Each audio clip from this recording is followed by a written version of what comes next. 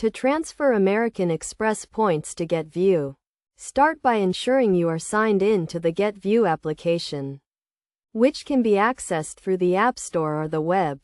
The process is straightforward, beginning with adding the American Express website to your web browser by typing www.americanexpress.com into the search box. Upon clicking on the website, you will be redirected to a page with various options, including Rewards and Benefits at the top of the screen.